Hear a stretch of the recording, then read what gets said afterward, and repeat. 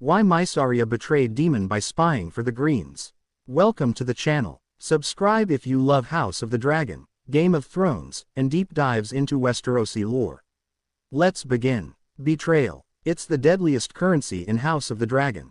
But what happens when betrayal comes not from a king, not from a lord, not from a dragon rider, but from a woman who once loved the man she betrayed? This is the story of Mysaria, the so-called White Worm, who began as Daemon Targaryen's lover and closest confidant, only to later spy for the Greens, the very faction that sought to destroy him. Why did she turn? Was it revenge, survival, or a cunning play for power in a world that never gave women like her a chance? Today, we're diving deep into the tangled web of loyalty, love, and treachery that made Mysaria one of the most unpredictable players in the Dance of the Dragons. Stay tuned, because the truth behind her betrayal may shock you. Before we can understand her betrayal, we need to understand her beginnings. Mysaria wasn't born into power. She had no noble house, no family name that carried weight. She was a foreigner in Westeros, brought across the sea and sold into slavery as a child. By the time she was grown, she had carved out a place for herself in King's Landing's underworld, first as a dancer, then as a courtesan, and finally as a broker of whispers. To the lords of Westeros, she was nothing. But in the shadows of the capital, she became everything. A woman who could move secrets like coin, a whisper merchant whose information could topple lords. This is the woman Daemon Targaryen took as his mistress. Daemon Targaryen, the rogue prince, lived as recklessly as he fought. He had wives, lovers, and flings, but Mysaria was different. To the world, their relationship was scandalous, a Targaryen prince lying with a woman of common birth. But to Daemon, Mysaria was more than a bedwarmer. She listened, she advised, she was the one person who saw through his arrogance and still remained by his side. He even entrusted her with the dragon egg meant for his child, a gesture that showed just how deep their bond once ran. But Daemon's impulsiveness nearly destroyed her. When Viserys discovered Daemon's plan to give Mysaria an egg, the king was outraged. Mysaria, humiliated and cast aside, was sent away. She lost not only her child but also her place beside Daemon. From that moment, a seed was planted. A seed of resentment. Separated from Daemon, Mysaria forged a new identity.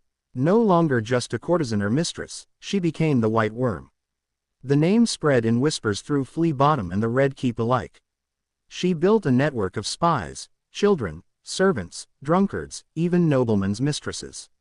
While lords and ladies quarreled over thrones, Mysaria controlled the lifeblood of power, information. And in King's Landing, information was more dangerous than any dragon. But here's the twist. Though she had been Daemon's lover, her new allegiance was not to him. It was to survival, and survival, for Mysaria, meant selling her loyalty to whoever paid, or whoever could keep her safe. When King Viserys died, the kingdom split in two. Rhaenyra and her black supporters claimed the throne by Viserys's will. But Alicent and the Hightowers crowned Aegon as king. In this chaos, Mysaria's talents became invaluable. The Greens, desperate to keep control of King's Landing, turned to the master of whispers lurking in their very streets. Why? Because Mysaria had ears everywhere, in the kitchens, in the streets, even in the royal chambers.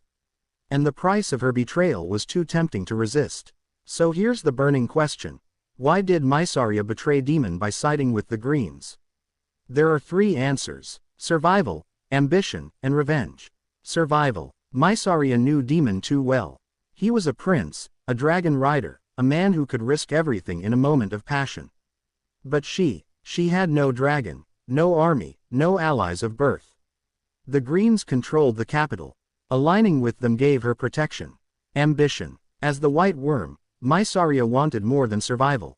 She wanted influence. By feeding secrets to Otto Hightower and Alicent, she became indispensable.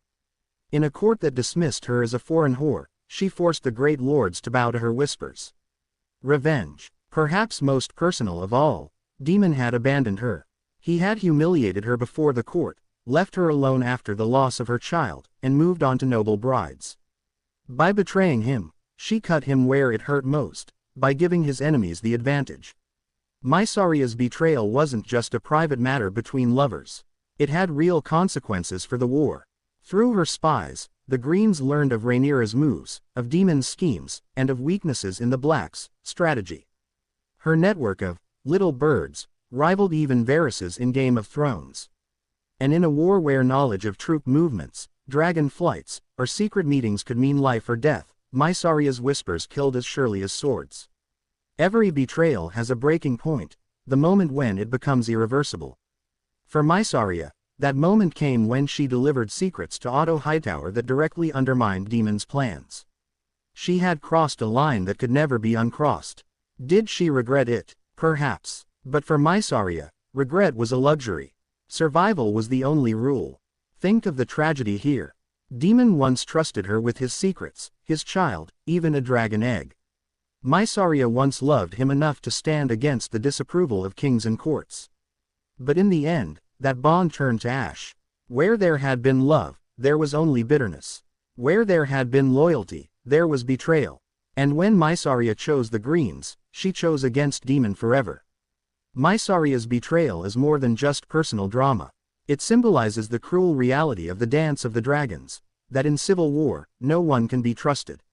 Not family, not lovers, not even those who once swore undying loyalty. Her choice to spy for the Greens did not decide the war, but it shifted its tides. It weakened the Blacks, bolstered the Greens, and proved that even a woman with no dragon could change the game.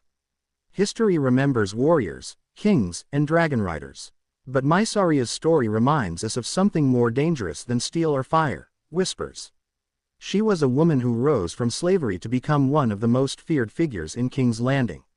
She loved a prince, betrayed him, and in doing so, carved her own place in history. To some, she was a traitor. To others, a survivor.